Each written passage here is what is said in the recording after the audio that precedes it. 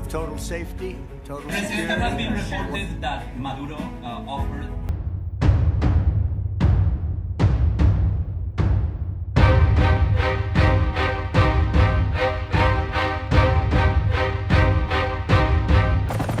January 3rd, 2026, 2 a.m. local time. Explosions ripped through Caracas. The operation lasted hours. When it ended, Nicolás Maduro, president of a sovereign nation, was in custody. Destination, Manhattan. Charges, narco-terrorism. But this story doesn't begin in January. It begins months earlier, in the careful construction of a threat, in the deliberate escalation of language, in the deployment of words that never quite became promises, statements that never quite became declarations, warnings that somehow contained everything and nothing at the same time. All options are on the table. 5 words, repeated, amplified, broadcast across every channel, every platform, every diplomatic back channel in the Western Hemisphere. This was not a declaration of war. But this sentence alone, this careful arrangement of syllables, was enough to put war on the table, to make it thinkable, to transform the unthinkable into policy discourse. The question isn't whether those words were meant as threat. The question is, why were they spoken exactly when they were spoken? August 2025, Trump signs a secret directive authorizing military force against select Latin American drug cartels. The bounty on Maduro doubles to $50 million. Shortly after, the largest naval deployment in South American history begins converging on Venezuelan waters. Over 4,500 sailors and Marines, warships armed with Tomahawk missiles, an attack submarine, advanced F-35 fighter jets positioned in Puerto Rico. And throughout this entire military choreography, the language remains precisely calibrated, never quite crossing into direct threat, never quite stopping short of it either. We're not ruling anything out. September 2nd, 2025, the first strike, a vessel in the Caribbean, 11 people killed, all of them. Trump releases video footage. The administration calls it counter-narcotics operations. Legal experts call it something else entirely. But here's what matters: the words that accompanied that action, the narrative framework constructed around it, the careful story told to justify what came next, because what came next wasn't just more strikes. By December 2025, at least 115 people would be dead across 35 separate strikes. Land targets would be hit inside Venezuela itself. The UN Security Council would convene emergency sessions. International law would be invoked, debated, ultimately ignored. And through it all, the same phrase: all options are on the table. December 16th, 2025. Trump posts on social media. Read these words carefully. Venezuela is completely surrounded by the largest armada ever assembled in the history of South America. Not we have deployed forces, not military assets are positioned. Completely surrounded. The language of siege, the vocabulary of encirclement, the rhetoric that precedes conquest. The post continues. The armada will get bigger unless Venezuela returns all of the oil, land, and other assets that they previously stole from us. Oil, land, assets, stolen. Legal scholars would later note, Venezuela nationalized its oil industry in 1975, nearly half a century ago. Under international law, a nation has sovereignty over its natural resources. There was no theft, no seizure of American property, no legal claim whatsoever. But claims don't need to be legally valid to be politically useful. They just need to be repeated, amplified, embedded into the narrative architecture that makes action possible. The same post designates Venezuela's government as a foreign terrorist organization, orders a total and complete blockade. Within days, the Coast Guard begins intercepting vessels. Russia condemns the action. China issues statements. The global order fractures along familiar fault lines. And here, in this moment of maximum pressure, a question emerges. What if Venezuela was never really the target? What if the threat language, the escalating rhetoric, the careful construction of legal justifications, what if all of it was designed for an audience that wasn't in Caracas at all? 2. Development. Pressure, consequences, and what's hidden, the architecture of ambiguity. Let's examine what was said. More importantly, let's examine what was deliberately left unsaid. Trump's first presidency. Asked about Venezuela, he states, "I'm not going to rule out a military option." Note the phrasing: not we will, not we won't. The permanent suspension between possibility and action. Trump returns to power. Initially, his approach shifts. Special envoy Richard Grenell visits Caracas.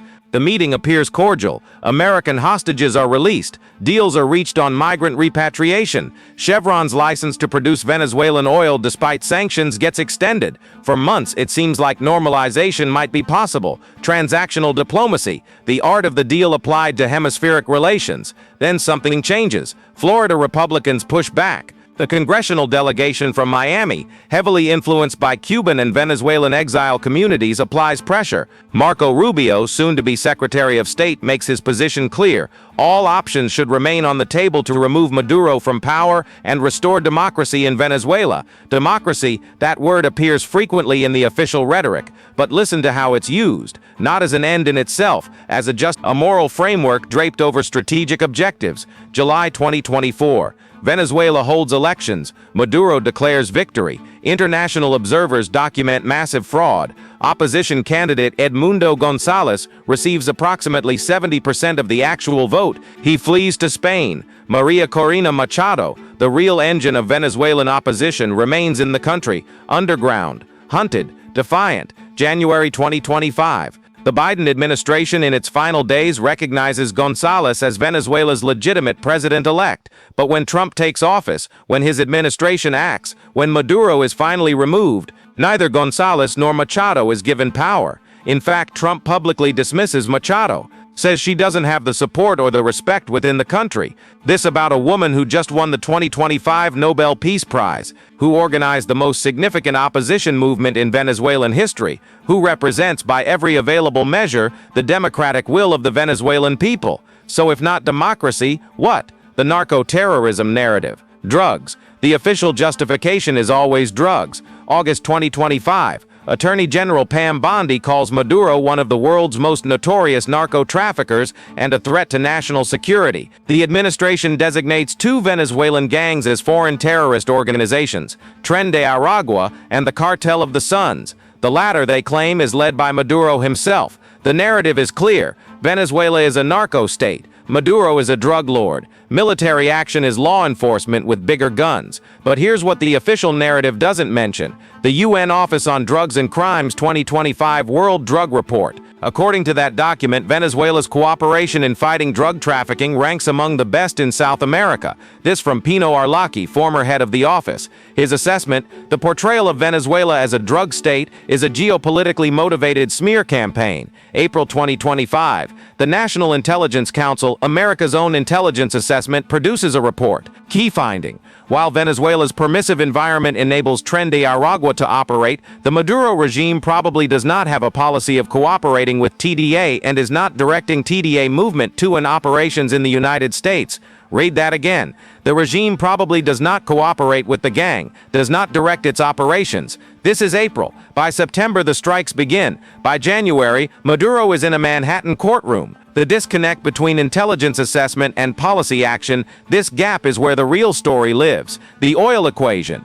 Let's talk about what Venezuela actually has. 300 billion barrels of proven oil reserves, 17% of the global total, the largest reserves on Earth. For decades, under Chavez and Maduro, these reserves have been effectively locked away from Western companies, sanctions, hostility, the strategic pivot toward Russia, China, and Iran. November 2025, Maria Corina Machado attends a business meeting in Miami. Trump is present. She makes a promise: open Venezuela's oil and gas reserves. And suddenly, the entire timeline snaps into focus. September, first strikes. November, promise to open oil reserves. December, naval blockade announced. January, Maduro captured. Following the January 3rd operation, Trump holds a press conference. His administration officials stand behind him. Secretary of State Rubio, Secretary of War Hegseth, Chairman of the Joint Chiefs General Kane, CIA Director Ratcliffe, Deputy Chief of Staff Stephen Miller. Trump speaks about Venezuela's future,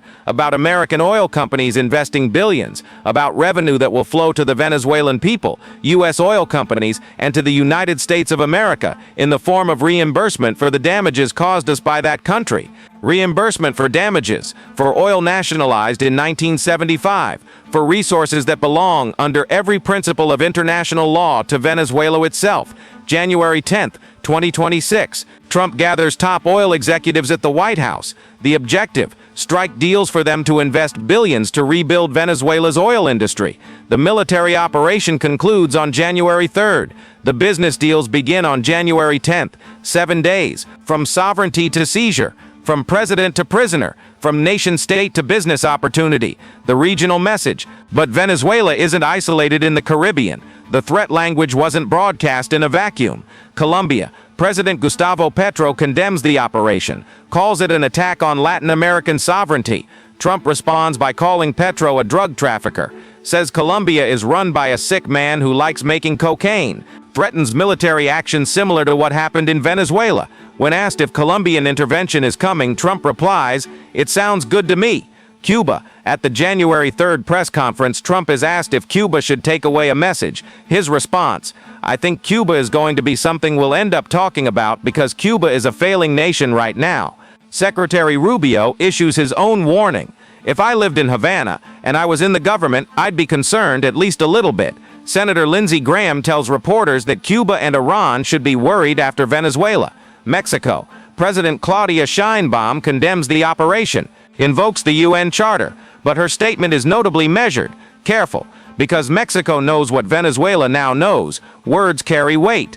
And in 2026, American words carry the weight of F-35s and Tomahawk missiles. Mexico is America's largest trading partner. The USMCA trade agreement comes up for review soon. An election year looms in the United States, and Trump has made clear American dominance in the Western Hemisphere will never be questioned again. That sentence, that's not policy, that's doctrine. The Monroe Doctrine for a new century, repackaged, militarized, enacted. What the strikes actually were. Let's return to those September strikes, the ones called counter-narcotics operations. September 2nd, 2025. First attack, a vessel in the Caribbean, 11 dead, all of them dead. Later, CNN reports, based on sources familiar with the incident, that the strike was actually a double tap. The first attack didn't kill everyone aboard, so a second strike was conducted to finish what the first started. This violates the laws of armed conflict. Executing combatants taken out of the fight is prohibited, not just frowned upon. Prohibited. The Washington Post reports that Secretary of War Hegseth verbally ordered everyone on board killed. The White House disputes this, says Admiral Bradley made that call. But the second strike happened. That's not disputed. By December 31st, 2025, 115 people killed across 35 strikes. Speed up. Human rights groups call it extrajudicial murder. Colombia and Venezuela formally accuse the United States of extrajudicial killing. International legal experts say the operations violate both U.S. and international law. The Republican-controlled Senate, twice in 2025, rejects resolutions that would limit Trump's authority to continue these operations. So the strikes continue, the body count grows, and the language remains carefully calibrated. Counter-narcotics, law enforcement with military support, protecting Americans from drug trafficking. Never war. Never invasion, never conquest. But what do you call it when you bomb another country's infrastructure? When you kill over 100 people? When you capture their president and fly him to face trial in your courts?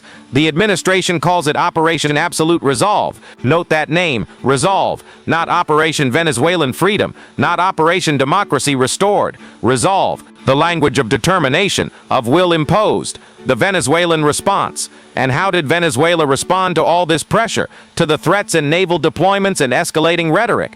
Interior Minister Diosdado Cabello, September 11, 2025. The time has come for revolutionary war. He invokes Vietnam, speaks of asymmetrical warfare, of a population armed against a more powerful invader. Since the days of Hugo Chavez, Venezuela's defense doctrine has relied on these concepts. The threat that removing them from power would unleash chaos, that the cost of intervention would be Vietnam-level catastrophic. When Trump launches Operation Absolute Resolve, Venezuelan forces barely resist. Why? The answer appears to involve backroom negotiations. According to multiple sources, Venezuelan Vice President Delcy Rodriguez and her brother Jorge had been outlining a roadmap. Madurismo without Maduro. Delcy would become figurehead. A transitional government would form. In return, U.S. investors would be welcomed. Ties to Iran and Russia would gradually loosen. These proposals were reportedly made through Qatari channels to U.S. envoy Richard Grenell. The Trump administration rejected them. But when the strikes actually happen, when American forces storm Maduro's compound, resistance is minimal. Hours later, Delcy Rodriguez is sworn in as interim president. The military doesn't fight back. The predicted guerrilla war never materializes. Was there a deal? Some understanding that let this happen? Trump himself offers a clue. About Delcy Rodriguez, he says she's cooperating. Then adds a threat: comply fully or face consequences. He demands total access for U.S. oil interests. The Financial Times reports that Jorge Rodriguez had held talks with Washington in 2025 about his sister leading a post-Maduro government. Those original talks included Maduro going into exile. But Maduro didn't go into exile. He went to Manhattan, in handcuffs, to face trial. Why? If a deal existed, if transition was possible, why the dramatic military operation? Why the dead Cubans, 32 of them? According to Havana, why the strikes, the bombings, the show of overwhelming force? The broader timeline. Pull back. Look at the bigger picture. Look at what else was happening. 2024, Trump campaigns on ending foreign wars, on America first, on no more interventions. January 2025, Trump takes office, initially pursues transactional relationship with Maduro. June 2025, Trump orders strikes on Iranian nuclear facilities. Congress is told, but only Republicans. Democrats are kept in the dark. August 2025, secret directive authorizing force against drug cartels. Naval deployment begins. September 2025, strikes commence. Bodies accumulate. November 2025, Machado promises oil access at Miami business meeting. December 2025, naval blockade announced. Venezuela completely surrounded. January 2026, Operation Absolute Resolve. Maduro captured. And simultaneously, throughout this escalation, Trump threatens Greenland, says all options including military force are on the table for acquiring the Danish territory. NATO allies watch nervously. Trump threatens Colombia, calls Petro a drug dealer, suggests military intervention sounds good. Trump revives Monroe Doctrine language. American dominance in the Western Hemisphere will never be questioned again. This isn't about Venezuela, or rather, Venezuela is about Venezuela the way Poland in 1939 was about Poland. It's a demonstration, a message written in cruise missiles and special operations raids, a statement delivered to multiple audiences simultaneously. To Latin America, this is what happens when you drift too far from Washington's orbit. To China and Russia, your clients are vulnerable. Your investments can be wiped out. Your strategic positions are not secure. To Europe, watch what we do in our hemisphere. Consider what it might mean for yours. To American voters, we are strong. We take action. We get results. The international reaction. How did the world respond? Russia, condemnation, talk of unpredictability, but notably, no serious action. Analysts in Moscow view the episode as evidence that Trump prioritizes the Western Hemisphere over regions more central to Russian interests. China, careful statements, defense of normal cooperation between sovereign states, but no intervention, no serious pushback. Foreign Ministry spokeswoman Mao Ning says China opposes the use or threat of force in international relations, condemns but doesn't act. Europe, divided. UK Prime Minister Keir Starmer says he supports international law but will wait for more details before giving a verdict. Nigel Farage calls it unorthodox and contrary to international law, but suggests it might be a good thing if it makes China and Russia think twice. In other words, discomfort with the method but maybe approval of the result. UN Security Council. Venezuela requests emergency meeting. Statements are made. China and Russia condemn. Most other members make generic calls for de-escalation. Nothing changes. Latin America. Argentina's Javier Milei supports the operation. Ecuador's Daniel Noboa as well. Brazil and Mexico offer to mediate but condemn the action. The Organization of American States fractures along predictable ideological lines.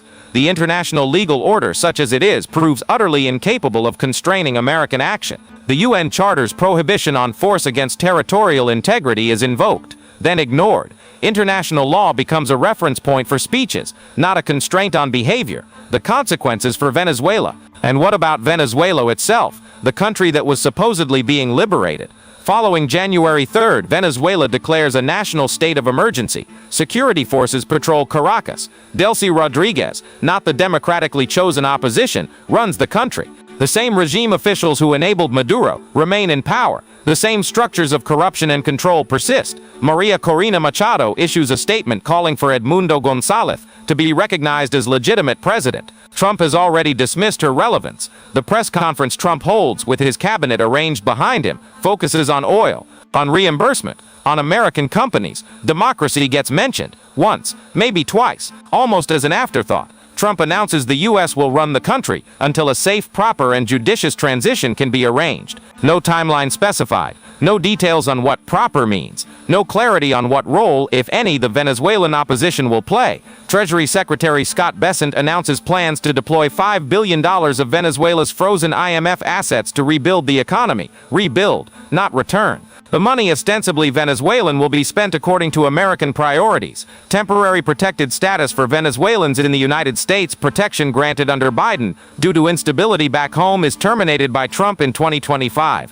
Thousands face potential deportation. Miami Mayor Eileen Higgins pleads for reinstatement, noting that the instability around Maduro's capture proves Venezuela is unsafe. The plea is not answered, because the refugees aren't part of the strategic calculus. The oil is. The demonstration of power is. The message to the hemisphere is. The people of Venezuela, they're the backdrop. The extras in a drama whose real audience sits in Beijing, Moscow, Brussels, and Mexico City. The pattern of threat. Return to the language. The specific words deployed at specific moments. All options are on the table appears first in 2017, repeated throughout 2025. It's not an empty phrase, it's a carefully constructed ambiguity, because specifying options limits them. Leaving them unspecified makes everything possible, creates a space where any action can be retroactively justified. We're not ruling anything out. All options, every element of American power. These phrases aren't imprecise because of poor communication. They're imprecise as a tool of strategic intimidation.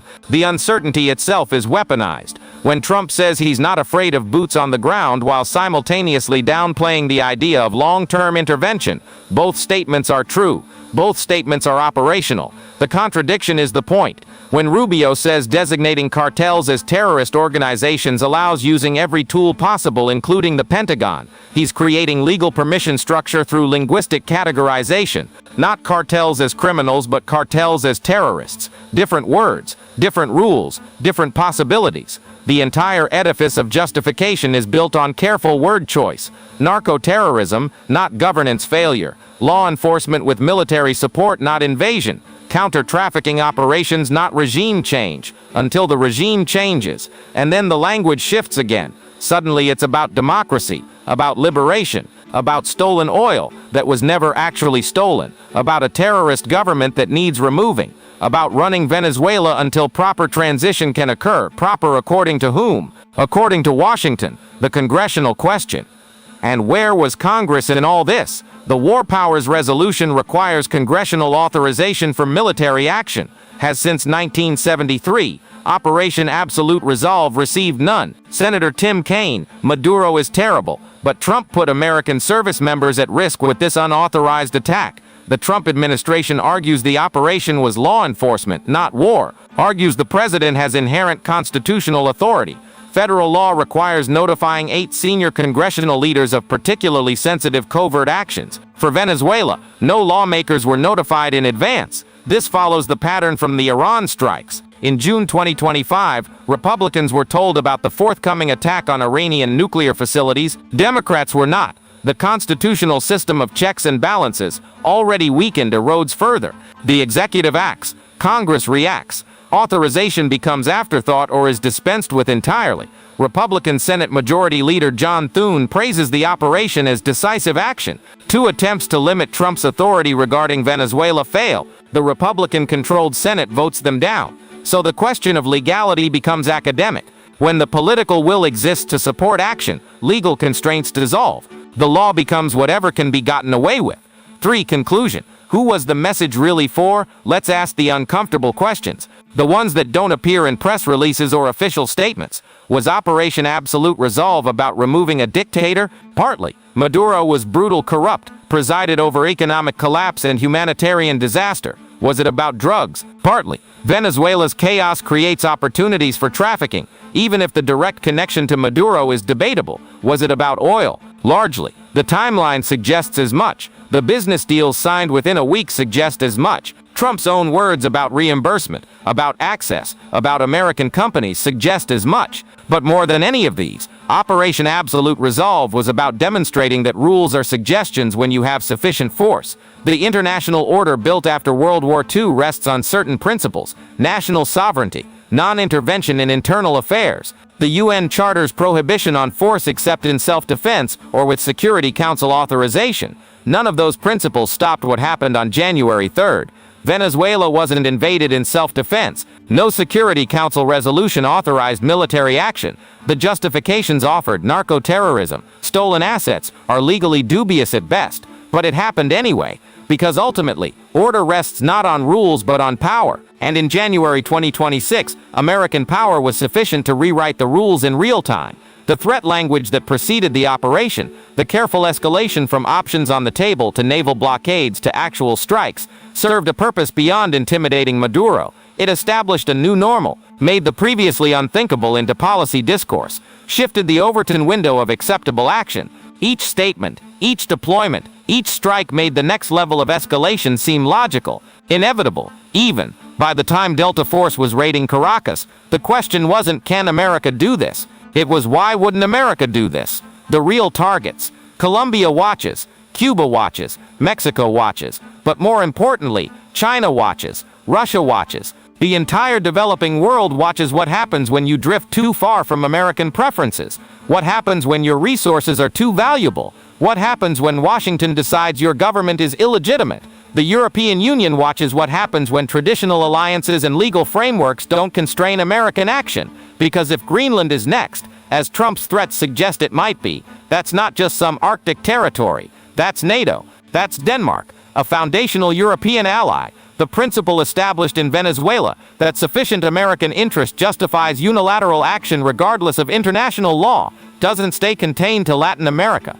Hardened tone. That's the message. That's the demonstration. That's what the threat language was building toward all along. Not just Maduro will be removed, but this is what power looks like now. This is how order will be maintained. These are the new rules, except there aren't rules anymore, just interests and capabilities. The power of ambiguity.